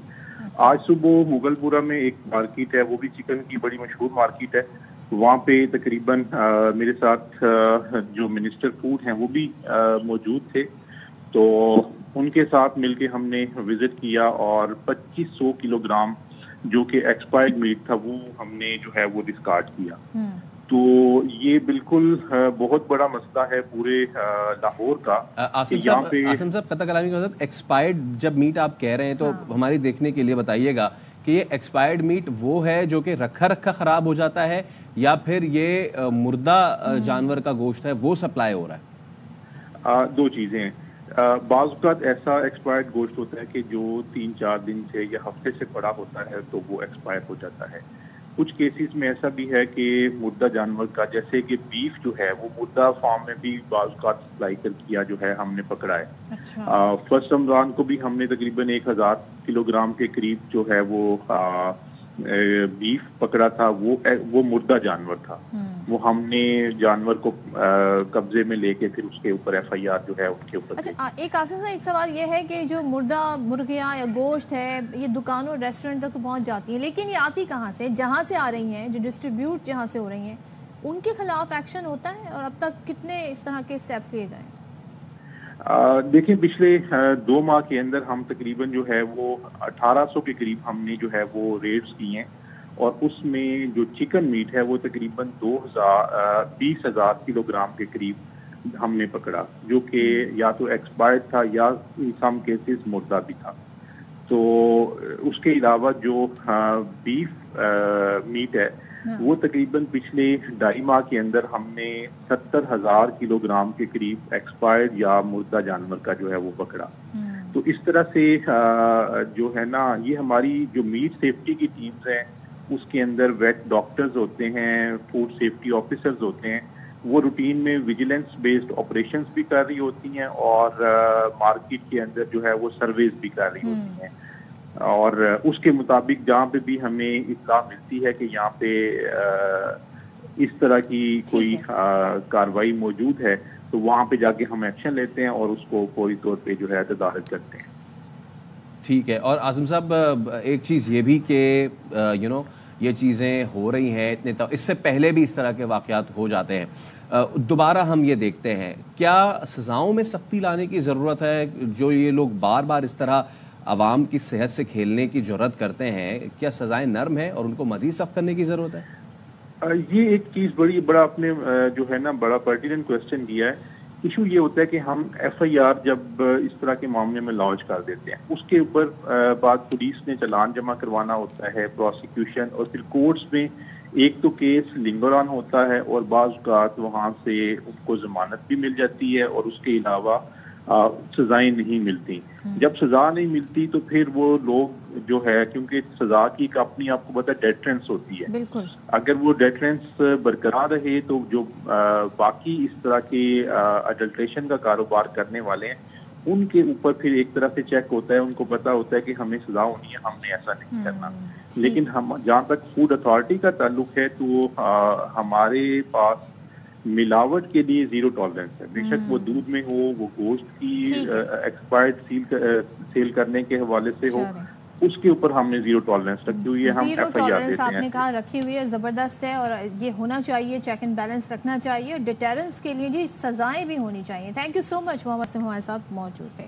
اچھا جی، کھانے سے اب تو یہ خبر سن کے تھوڑا سا میرا دل خراب ہو گیا نا آپ کا۔ چلیں پھر اب ٹھیک کر دیتے ہیں، ابھی ٹھیک کر دیتے ہیں، کیونکہ دیکھیں آپ بسم اللہ کر کے پڑھیں اور اس کے بعد کھائیں تو ہو سکتا ہے کہ جو خرابی ہے وہ دور ہو جائے، اور اللہ کرے کہ جو خرابیاں کر رہا ہے اس کے دل میں بھی آ جائے کہ وہ اس طرح کی خرابی نہ کرے۔ لیکن اب جو ہم آپ کے سامنے پریزنٹ کرنے والے ہیں نا، ہم نے اتنے دن سے کیا بتایا آپ کو کہ جی ہر گزرتا لمحہ پکوڑے کے قریب لا رہا ہے، پکوڑے اور سموسے اینڈ آل دیٹ، چنا چاٹ، اور یہ ہلکی چیزیں ہیں، یہ ساری ہلکی چیزیں ہیں، یہ بغیر دسترخوان یہ میں بتا رہا ہوں، یہ ساری یہ ہلکی چیزیں، کیونکہ خیبر پختونخوا میں جو لوگ کھاتے ہیں نا اس کا لیول الگ ہوتا ہے، ٹھیک ہے جی، اور وہاں ہے نا، ہاں، اور وہاں پہ لوگ افطار۔ اچھا آپ ابھی ناراض ہو گئی تھی نا کہ میں نے آپ کو شاور میں، چلے اب آپ بتائیں چپلی کباب کھائیں گے؟ ہاں، لیکن وہ نہیں اچھا والا، بالکل اچھا والا، اچھا والا اور زبردست والا چپلی کباب جیسا بھی بنتا ہے اور جہاں سے بھی بنتا ہے وہ بنتا ہے سواد میں زبردست، اور وہ خوشبو ایسی ہوتی ہے کہ آپ چکدرا روڈ سے جا رہے ہو آپ کو وہیں سے کھینچ کے وہ لے آئے گا۔ اشتہا انگیز ہو رہے ہیں نا معاملات، ہو رہے ہیں تو پھر آپ کو شہزاد عالم کی جانب لے کے چلتے ہیں اور وہ بتائیں گے کہ چپلی کباب کیسے بنتا ہے اور افطار میں کیسے کھایا جاتا ہے۔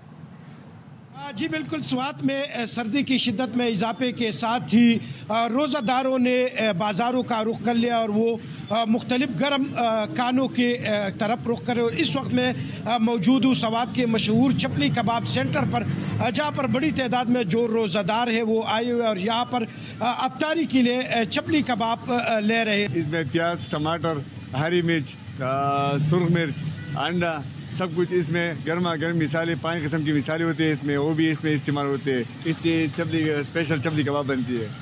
جی بالکل، جو روزہ دار ہے اور خاص کر یہاں پر جاتی سردی لوٹنے کے بعد منگورا شہر میں بارش اور والے علاقوں میں برف باری کے بعد جو روزہ دار ہے انہوں نے اسپیشل چپلی کباب کے دکانوں کا رخ کر رہا ہے اور وہ خود کے لیے افطاری کے لیے یہاں پر چپلی کباب لے رہے ہیں۔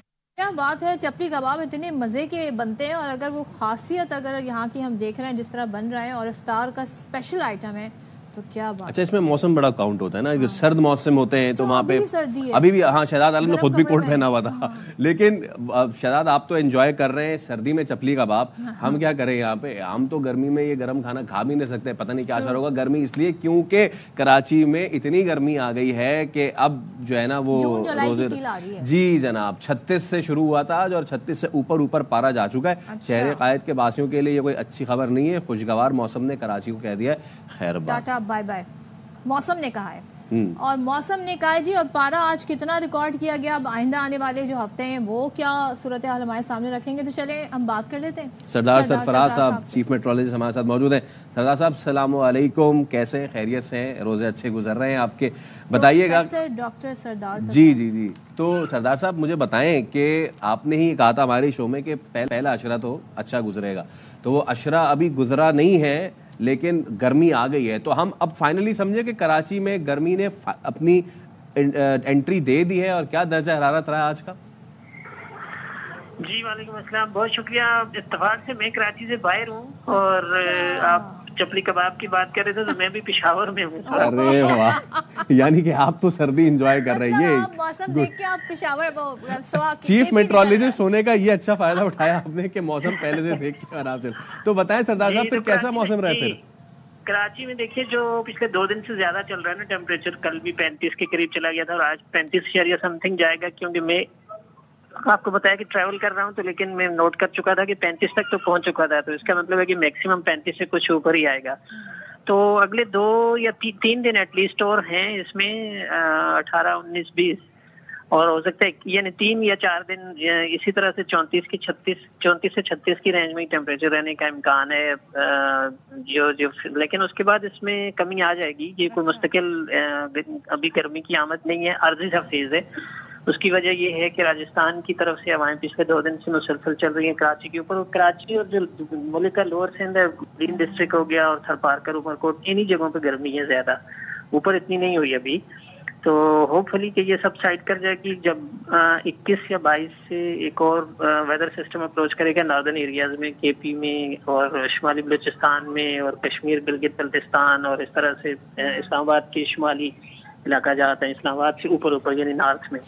तो फिर उसके इन्फ्लुएंस में कराची में भी साउथ वेस्टर्ली, कराची और पूरी कोस्टल पट्टी पे साउथ वेस्टर्ली विंड जो होती है, समुद्री हवाएं, वो एक तरह से बहाल होंगी, तो टेम्परेचर में कमी आ जाएगी फिर 21 से 22 के बाद। आप सरफराज साहब आप एंजॉय करें अपना ट्रिप, और केपी में और चपली कबाब भी हमने जो आपको रेकमेंड किए, जो जहाँ है इस वक्त साथ में चपली कबाब जी एंजॉय वहाँ के करें। थैंक यू सो मच जी। लेकिन हम यहाँ पर गर्मी से कुछ बचने की कोशिश, गर्मी से याद आया बचपन में जब गर्मी हुआ करती थी, कराची में उस वक्त बड़े दरख्त हुआ करते थे, वो दरख्त जो है वो चहचहाते थे। आपके दरख्त चहचहाते थे जी हाँ, ठंडी छांव हुआ करती थी। और अब वो उन दरख्तों में वो जो चिड़िया होती थी ना, स्पैरो, उनकी जो प्रेजेंस थी वो माहौल को बड़ा खूबसूरत बना देती थी। नेचुरल साउंड इफेक्ट भी आपको बहुत काम और रिलैक्स करता है, जो कि अब हम उसको बड़ा मिस करते हैं। अब हम भागदौड़ की ऐसी लाइफ हो गई है कि हर वक्त बस हर चीज़ों के पीछे भाग रहे हैं, कहीं लेट हो गए, कहीं पहुंचना है, बाहर इतना शोर है गाड़ियों का और धुएं का कि उससे बचने के लिए जी हम अपने खिड़की बंद कर लेते हैं। लेकिन ये देखें चिड़िया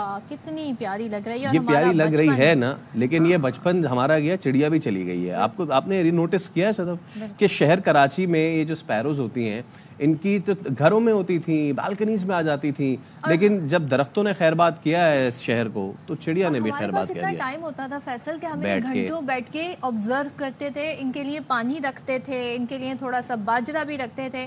तो भाई हर साल दुनिया में 20 मार्च को चिड़िया का आलमी दिन मनाया जाता है, यानी बर्ड्स डे मनाया जाता है।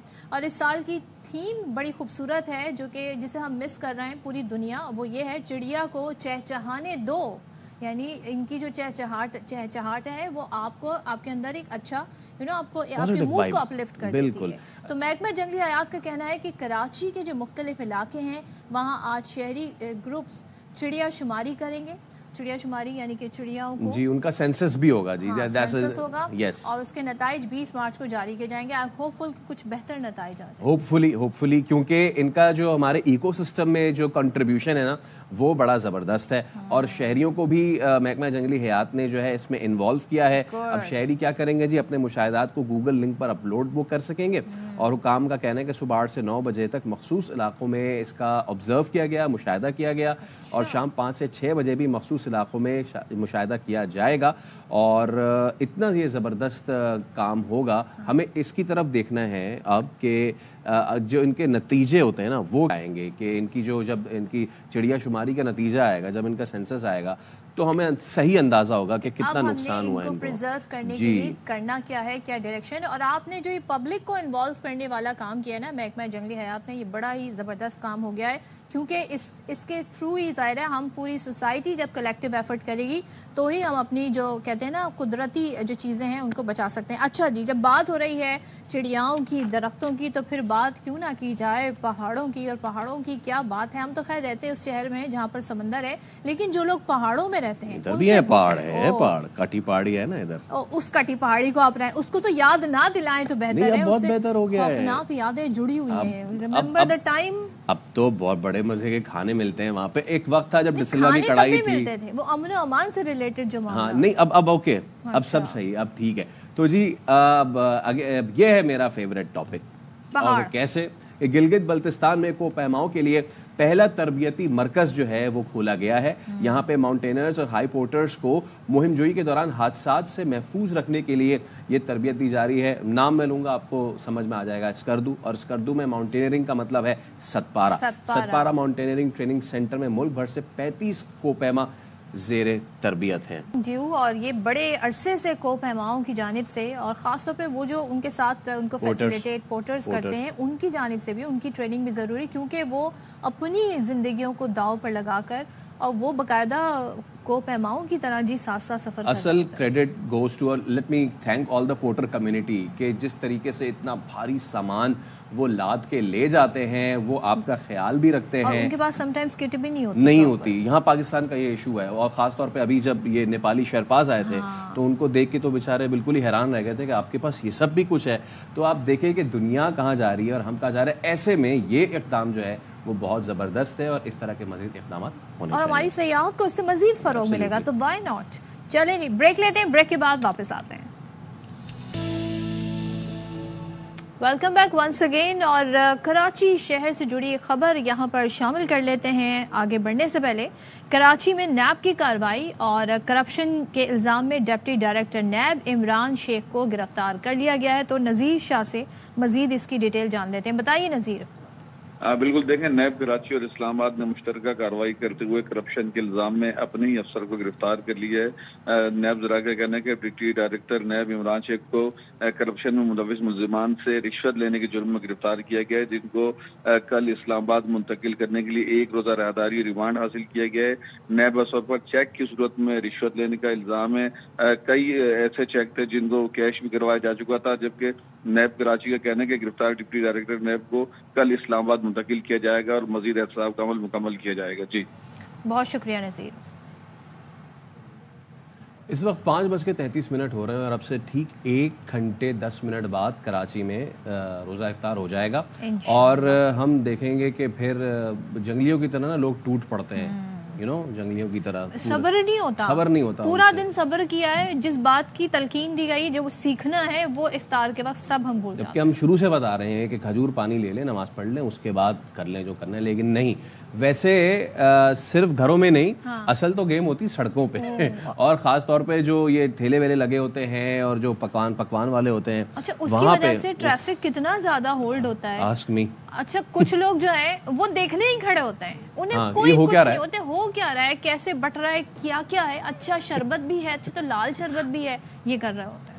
اب آپ سوچیں جنگلی, جب ہاں تو ایسے لوگوں کے لیے پھر کیا بنتا ہے, ایسے لوگوں کے لیے بنتا ہے جنگلی فالودہ جسے لوگ بہت شوق سے پیتے ہیں. یہ کراچی میں اگر جنگل نہیں ہے تو ہم نے جنگلی فالودہ جی کیونکہ کراچی میں جنگل نہیں تو کیا ہوا, ہم بنائیں گے جنگلی فالودہ. اب یہ جنگلی فالودہ کیا ہے, کہاں مل رہا ہے, جنگلی کیوں ہے؟ بھائی مان گئی, اسے جنگلی فالودہ ہی کہا جائے گا. جو کلرز تھے, یلو تھا, گرین تھا, اور پنک تھا, پیچ تھا, کوئی کلر نہیں. اب اتنے لوازمات, اور کہہ رہے ہیں 5 گھنٹے میں یہ سب ختم ہو جاتا ہے. لائن دیکھی تھی آپ نے کتنی لگی؟ جی ہاں لائن دیکھی تھی. اور یہ فارمولا کیا دیکھے کہاں سے لائے ہوں گے, کہ اس میں بیسیکلی پتہ ہے چیز کیا. ایک دن ایک انکل انہوں نے بولا یار آج سب ڈال لیتا ہوں, انہوں نے سب ڈال لیا, اور سب ڈالنے کے بعد تب سے ہی جنگلی فالودہ جو ہے شروع ہو گیا. اچھا اس سے متاثر مجھے لگ رہا ہے کہ خاتون ہمارے پڑوس ملک بھارت میں, وہاں پہ ایک خاص طور پہ پنک کلر سے وہ بہت متاثر ہوئی ہیں, اور ان کو گلابی رنگ اتنا اچھا لگتا ہے کہ انہوں نے اب ایک ایسی چیز کی ہے کہ جس سے میں قطعاً خوش نہیں ہوں. ایک بریانی لور کبھی بھی خوش نہیں ہو سکتا, آپ بھی خوش نہیں ہو سکتی. نہیں, مجھے بریانی بہت اچھی لگتی ہے, مجھے باربی بریانی بالکل بھی اچھی نہیں لگتی. وہ یہ ہے کیا, ذرا پہلے دیکھتے پھر اس پہ ہم کمنٹ کریں گے. تو جب رائتا آیا نا, ہم نے دیکھنا بند کر دیا. رائتا پنک کلر کا, بریانی کے چاول پنک کلر کے, بوٹیاں تو پتہ نہیں کہاں چلی. یہ بریانی باقی میں نہیں کھاتا. ہاں انہوں نے دیکھا نا جب کہ بھراور والے جنگلی فالودہ بنا رہے ہیں تو یہ پنک نہیں, اس کے ساتھ ایک اور چیز بھی کی ہے انہوں نے. ابھی یہ دیکھیں آپ, یہ اسپائڈر مین بریانی بھی بنائی انہوں نے. مطلب کہ کچھ بھی کر لوگے, بریانی ہے پلیز, بریانی, یہ جال بھی ہے اس بریانی میں. سنیں کیا رہی ہے خاتون, بنائی ہے جالے والی بریانی, یعنی کہ Spiderman biryani. Can you see this, یہ سارے جالے ہیں, یہ جالے ہماری بریانی میں آ گئے کیونکہ جالے ایڈیبل ہے, اور یہ ہمارا اسپائڈر مین بریانی کھائیں گا, بیچارہ معصوم بچہ. شکتیاں چاہیے نا. اچھا اور ابھی آپ دیکھیں کہ یہ ابھی آپ یہ مڑیں گی نا, ان کے اسٹوڈنٹس بھی ہیں. او بھائی یہ معاشرہ میں یہ زہر اکیلے نہیں پھیلا رہی ہے, یہ زہر پھیلانے کا انہوں نے پورا انتظام کیا ہوا ہے. دیکھیں آپ پہلے تو سوشل میڈیا پہ نا کچھ ایسا آتے تھے بریانی میں گلاب جامن ڈال لیا, ہم سمجھتے تھے ایسا ہی کر رہے ہیں یہ, لیکن انہوں نے تو سیریس ہی لے لیا اس چیز کو, اور اتنا زیادہ سیریس لے لیا. پہلے انہوں نے باربی بریانی بنا لی, پھر انہوں نے یہ اسپائڈر مین بریانی بنا لی. سپر مین بریانی بنائیں گے تو کیا چاول اڑنے لگیں گے؟ کیا کریں گے؟ آن لائن پیٹیشن سائن کریں, بالکل سائن کریں بریانی کے خلاف, اسپائڈر بریانی کے خلاف. میں اس پہ سب سے پہلا سائن کروں گی. ہم سب سائن کرتے ہیں, احتجاج اپنا ریکارڈ کریں. دیکھیں, اور یہ اس ملک, یہ اس خطے میں ہو رہا ہے. بریانی جو ہے وہ وہیں بھارت سے شروع ہوئی نا, مغل جب لے کر آئے تو دلی سے شروع ہوئی. وہاں پہ بریانی کی اتنی تصدیق یہ برداشت نہیں ہو رہی مجھ سے. توہین بریانی. اور صرف یہ نہیں ہو رہا, ہمیں جہاں بریانی بہت پسند ہے وہیں پہ ہمیں سموسے بھی بہت پسند ہے, لیکن انہوں نے سموسوں کے ساتھ کیا کیا ہے, انہوں نے یہ سموسے میں انہوں نے بھنڈی بھر دی ہے. یار یہ کیا ہو گیا؟ میں اس کے بعد کچھ نہیں دیکھنا چاہتا.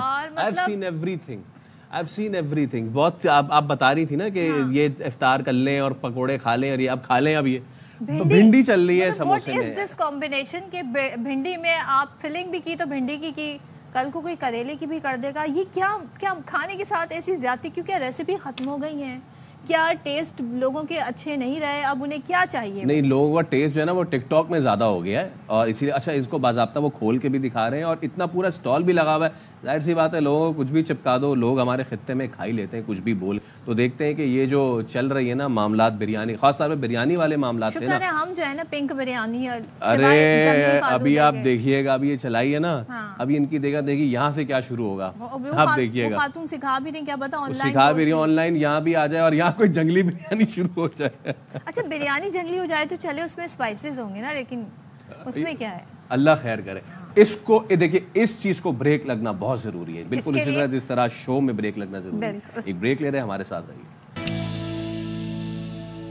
دنیا بھر میں سب سے پاپولر جو سپورٹس ہے وہ ہے جی فٹ بال. اور فٹ بال کے جب میچز ہوتے ہیں تو بس جو فینز ہیں اکثر و بیشتر تو ان میں آپس میں دشمنیاں ہو جاتی ہیں اپنی ٹیم کو سپورٹ کرنے کے چکر میں. فی الحال ہمارے یہاں ایسا نہیں ہوتا, لیکن جی ہمارے یہاں فٹ بال ہی نہیں ہوتی. فٹ بال نہیں ہوتی, بٹ کرکٹ تو ہوتی ہے. اور اس میں اگر ابھی تو ہم یہ کہتے ہیں ساری ٹیمیں ہماری ہیں, بیکاز آپس میں میچز ہو رہے ہیں انٹرنیشنل. کراؤڈ ہوگا تو پھڈے ہوں گے نا, کراؤڈ ہی نہیں ہوتا. کراچی کے کراؤڈ کو تو ہم یہ کہہ سکتے ہیں. لیکن جی سعودیہ میں پرو لیگ ہوا, اس میں Cristiano Ronaldo the most famous, انہوں نے اپنی ٹیم کو کامیابی دلائی, اور کامیابی بھی دلائی تو پینلٹی پر دلائی. شاندار گول کیا انہوں نے جناب. آل رائٹ, چلیں جی, اب ایک مرتبہ پھر ہم نے کوشش کی تھی کہ آپ کا تھوڑا سا اٹینشن ڈائیورٹ کریں. آپ بھی سوچ رہے ہوں گے کہ ہر وقت ہم جو ہے ورنہ اٹینشن جا کہاں رہی ہے؟ اٹینشن وہیں جا رہی ہے جہاں پہ وقت جا رہا ہے. اور وقت کہاں جا رہا ہے؟ وقت جا رہا ہے افطار کی طرف, اور ہر گزرتا لمحہ میں پکوڑوں کے قریب لے کے جا رہا ہے. تو کیا ہم پھر سے پکوڑے کی جی دیکھیں, یہ لازم و ملزوم ہے. وہ کسی نے لکھا ہے فیس بک پہ کہ مسلمانوں پہ روزے فرض ہوئے,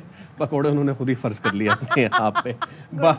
بٹ دیکھیں رمضان جو ہے وہ نہ صرف کھانے پینے کا مہینہ ہے, بلکہ یگانگت کا مہینہ ہے. مسلمانوں کی جو روایت ہے اخوت کی, اس کا مہینہ ہے. ہم دیکھتے ہیں کہ گھروں میں ہمارے کتنے رونق ہوتی ہے, وہیں پہ ہمارے سڑکوں پہ کتنی رونق ہوتی ہے. ایسے ہی ہم اہتمام دیکھتے ہیں, اور یہ اہتمام جی کراچی کی سڑکوں پہ آپ کو نظر آتا ہے. جگہ جگہ کھانے کے آپ کو ایسے اسٹال نظر آتے ہیں, اور یہ ایز اے عبادت لوگوں میں افطار تقسیم کیا جا رہا ہو. کیا بات ہے, کراچی والوں کو اس لیے جی دل والوں کا شہر بھی کہا جاتا ہے. یہاں پر لوگ جس طریقے سے مدد بھی کرتے ہیں, اور کہتے ہیں نا یہاں کوئی بھوکا نہیں سوتا. ایبسلیوٹلی. ویسے روزے کے وقت جو دعا ہوتی ہے نا وہ قبول ہوتی ہے, تو ہم دعا کرتے ہیں اللہ ہم سب کو کینیڈا کی زیارت کرا, لیکن ایسی نہ کرا, ایسی نہ کرا جیسی نہیں. یہ ہے, یہ سب کے دل میں ہے, یہ بولتے نہیں ہے, دل میں سب کے, بتاتا کوئی نہیں. تو ہوا یہ کہ پی آئی اے کی ایئر ہوسٹس ہے, وہ پہنچ گئی کینیڈا. اب اس میں خبر یہ کہ وہ بغیر پاسپورٹ کینیڈا پہنچ گئی ہے. ماشاءاللہ, ایسے کیسے ممکن ہو گیا کہ پی آئی اے کی ایئر ہوسٹس بغیر پاسپورٹ جی کینیڈا پہنچ گئی, اور کینیڈا کی فلائٹ کوئی 2 گھنٹے یا 3 گھنٹے کی نہیں. تو صلاح الدین کیا ہوا اس کے بعد, اور یہ پہنچی کیسے؟ کوئی چیک اینڈ بیلنس نہیں تھا. देखिए बिल्कुल कोई चेक एंड बैलेंस नहीं था। उसने कहा कि चलें यहाँ सब रोजा इफ्तार कराते हैं, मैं कनाडा में जाके रोजा खोलूं। तो ये टोरंटो की परवाज है, इसमें एरोस्टिस का कारनामा सामने आया है। फजाई मेजबान समेरा पासपोर्ट के बगैर ही कनाडा पहुंच गई है। वाक़या 15 मार्च का पीआईए की एरोस्टिस की ड्यूटी इस्लामाबाद से टोरंटो की परवाज पर थी, PK 781 पर थी। जराये के मुताबिक इस्लामाबाद से टोरंटो का सफर इसलिए एरोस्टिस ने जनरल डिक्लेरेशन की दस्तावेजत पर किया है, चूंकि जनरल डिक्लेरेशन दिया जाता है उस पर वीजे की जरूरत नहीं होती। लेकिन एयरपोर्ट्स के जो है उसने पासपोर्ट के बगैर ही कनाडा पहुंचने पर पीआईए पर जो है कनाडा इंतजामिया ने जुर्माना भी आयद किया है एरोस्टिस के कनाडा में रुक जाने के और सियासी पनाह तलब करने की भी इतलात दुरुस्त नहीं। ये कहना है तर्जुमान पीआईए का। एरोस्टिस के बगैर पासपोर्ट कनाडा पहुंचने की वजह से पीआईए पर $250 का भी जुर्माना हुआ है। तो इस तरह से एक माह में ये मुताबिक वाकयात हुए। जी हाँ, मुतादिद वाक़यात हुए। सलाउद्दीन बहुत शुक्रिया आपका। मुतादिद वाक़यात हो चुके हैं कि जिसमें एयर होस्टेस स्लिप भी हो चुकी है। हम जो है पासपोर्ट पे हमें वीज़े लगवाने होते हैं, फिर लंबी लंबी लाइनों में लगवाने। देखिए भाई क्या बात है, पहुंच गई हैं और इससे पहले 2 स्लिप भी हो चुकी हैं। हाँ। तो खैर अच्छा, अब एक बार फिर हम ज़रा कुछ रमज़ान की बात कर लेते हैं। जाते जाते अब हम बचपन में याद होगा छोटे थे तो हमारी एक होती थी ना एक जहन में कि वो सुबह उठ जाते हैं घर वाले, हम नहीं उठते। तो हम जो सहरी जगाने वाले होते थे ना उनमें हम नींद में भी हमारा फोकस होता था। वो आते थे ढोल बजने की जो आवाज़ आती थी और फिर जब शाम होती थी तो सायरन भी बजता था अज़ानों से पहले। लेकिन ये तो पाकिस्तान वाले तरीके हैं ना, लेकिन तुर्की में किस तरीके से ये मामला होता है और फिर सिर्फ जो है सहरी करने का मामला नहीं बनता होगा, ढोल की थाप पे जो है उनको पता नहीं क्या क्या दिल करता होगा। लेकिन तो ये मुख्तलिफ हमारी रिवायात मुल्क मुख्तलिफ है, जिस तरह हमारे पकवान मुल्क मुख्तलिफ है और यही रमज़ान की खूबसूरतियाँ हैं जो हम और आप इस वक्त समेटने की कोशिश कर रहे हैं। और इसी के साथ आज के प्रोग्राम का वक्त भी अपने इख्तिताम को पहुंचा। आपसे इजाज़त चाहेंगे। अपना ख्याल रखें, दूसरों का भी ख्याल रखें, खुश रहें, आबाद रहें। अल्लाह हाफ़िज़। अल्लाह हाफ़िज़।